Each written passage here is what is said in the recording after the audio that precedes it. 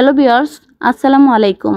Welcome back to my channel স্বাদের ছোঁয়া রান্নাই। আজকে আমি আপনাদেরকে বানিয়ে দেখাবো কাঁঠালের মোচা দিয়ে গরুর মাংস দিয়ে দুর্দান্ত একটা মজার রেসিপি। আমরা কাঁঠাল খাওয়ার পরে অনেকেই এই কাঁঠালের মোচাটা ফেলে দেই। এই কাঁঠালের মোচাটা ফেলে না দিয়ে দুর্দান্ত স্বাদের রেসিপি আজকে আপনাদের সাথে করে দেখাবো। তাহলে চলুন রেসিপিটা আপনাদের সাথে শেয়ার করি। আমি এখানে একটা কাঁঠালের মোচা নিয়ে নিয়েছি। কাঁঠালের মোচা কাটার আগে অবশ্যই হাতে সরিষার তেল মাখিয়ে নেবেন, তাহলে কাঁঠালের কষ্ট আর হাতে লাগবে না। কাঁঠালের মোচাটাকে আমি প্রথমে পিস পিস করে কেটে নিয়েছি। এখন মোচার উপরে যে মোটা আবরণটা আছে সেই আবরণটা আমি কেটে ফেলে দিব। মোটা আবরণটা ফেলে দেওয়ার পরে বোঝাই যাচ্ছে না যে এটা কাঁঠালের মোচা। এখন আমি মোচাটাকে লম্বালম্বি ভাবে স্লাইস করে কেটে নেব। আপনারা দেখেই বুঝতে পারছেন কিভাবে কাটছি। আমরা আলু যেভাবে লম্বালম্বি ভাবে কাটি ঠিক সেভাবেই কেটে নিয়েছি। এই তো আপনাদেরকে দেখিয়ে দিচ্ছি আমি কিভাবে কেটেছি। ঠিক এভাবেই আমি সবগুলো মোচা কেটে নেব। আর মোচা কাটার পরে অবশ্যই পানিতে ভিজিয়ে রাখবেন, তা না হলে মোচাগুলো কালো হয়ে যাবে। এই তো সবগুলো কাটা হয়ে গেছে। এখন আমি পরিমাণ মতো পানি দিয়ে সবগুলো ভিজিয়ে রেখে দেব এক সাইডে। আর আজকে আমি এই কাঁঠালের মোচাটা ভর্তা বানাবো 2 পিস গরুর মাংস দিয়ে। এই তো দেখুন 2 পিস সলিড গরুর মাংস নিয়ে নিয়েছি। চেষ্টা করবেন হাড় ছাড়া সলিড মাংস নেওয়ার জন্য। আর এই ভর্তাটা যে গরুর মাংস দিয়েই করতে হবে এরকম কোনো কথা নেই, আপনারা মুরগির মাংস দিয়েও এই ভর্তাটা করতে পারবেন।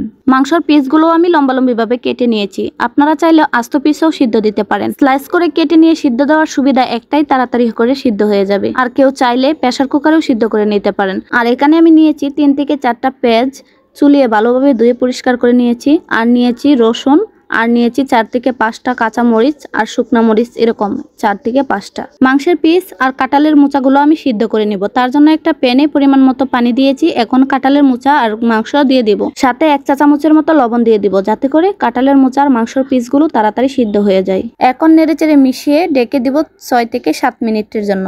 7 মিনিট পর ফিরে আসলাম। এই তো দেখুন কাঁঠালের মোচাটা এ পর্যায়ে এসেছে। আমি আবারও নেড়েচেড়ে ডেকে দিব। আর এই পর্যায়ে চুলাটা অবশ্যই মিডিয়াম হিটে রাখবেন। এই পর্যায়ে চুলাটা হাই হিটে দেওয়া যাবে না। যদি হাই হিটে দেন তাহলে পানিটা শুকিয়ে যাবে আর কলার মোচা আর মাংসগুলো সিদ্ধ হবে না। কলার মোচা আর মাংস দুটোই সিদ্ধ হয়ে গেছে। এখন আমি একটা চাকনি দিয়ে সবগুলো উঠিয়ে এক সাইডে রেখে দেব। প্যানটা ধুয়ে আবার বসিয়ে দিলাম চুলাতে। এখন পরিমাণ মতো সরিষার তেল দিয়েছি। তেলটা গরম হয়ে আসলে দিয়ে দিয়েছি শুকনা মরিচ। শুকনা মরিচগুলো আমি মিডিয়াম হিটে ভেজে নেব। মিডিয়াম হিটে মরিচগুলো ভাজলে মরিচের ভিতরে যে বিচিগুলো আছে সেগুলো সুন্দর হয়ে ভাজা হয়ে যায়। মরিচের বিচিগুলো মরিচের মতো মুচমুচে করে ভাজা হলে ভর্তাটা খেতেও অনেক মজা হয়। একই তেলে কাঁচা মরিচগুলোও ভেজে নেব। কাঁচা মরিচটা ভাজার আগে অবশ্যই কাঁচা মরিচের পিছনের অংশটা চিমটি দিয়ে একটু ফেলে দিবেন, তাহলে মরিচটার চিটে গায়ের উপরে পড়বে না। আবারও আমি এই তেলের মধ্যেই ভেজে নেব পেঁয়াজ আর রসুন।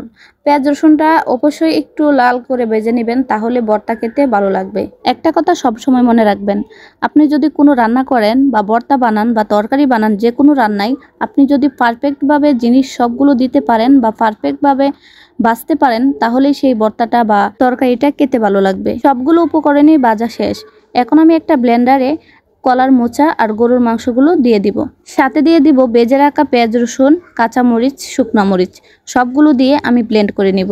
আপনারা চাইলে শিলপাটায়ও বেটে নিতে পারেন। ব্লেন্ড করার সময় 1 কাপ পরিমাণের মতো পানি লেগেছে। আপনাদের ক্ষেত্রে ব্লেন্ড করার সময় পানি কম বেশি লাগতেই পারে। এই তো দেখুন কতটা মিহি হয়েছে। ভর্তাটা এই পর্যায়ে শেষ হয়ে যায়নি, এ পর্যায়ে ভর্তা খাওয়া যাবে না।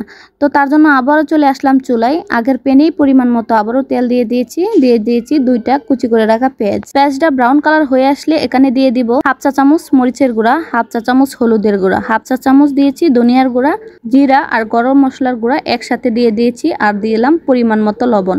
এখন আমি সবগুলো একসাথে মিশিয়ে পরিমাণ মতো পানি দিয়ে দিব, যাতে করে মশলাটা পুড়ে না যায়। মশলাটা কষিয়ে নিয়েছি, মশলার উপরে তেল বেশি উঠেছে। এখন আমি দিয়ে দিব গরুর মাংস আর কাঁঠালের মোচা একসাথে ব্লেন্ড করে রাখার মিশ্রণটা দিয়ে আমি মশলার সাথে আবারও ভালোভাবে নেড়েচেড়ে মিশিয়ে দেব। এই পর্যায়ে অনেকেই হয়তো ভাবছেন এটা কিভাবে ভর্তা হলো, এটা কোন ভর্তা? হ্যাঁ, এটা ভর্তা হবে। দাঁড়ান একটু ওয়েট করেন।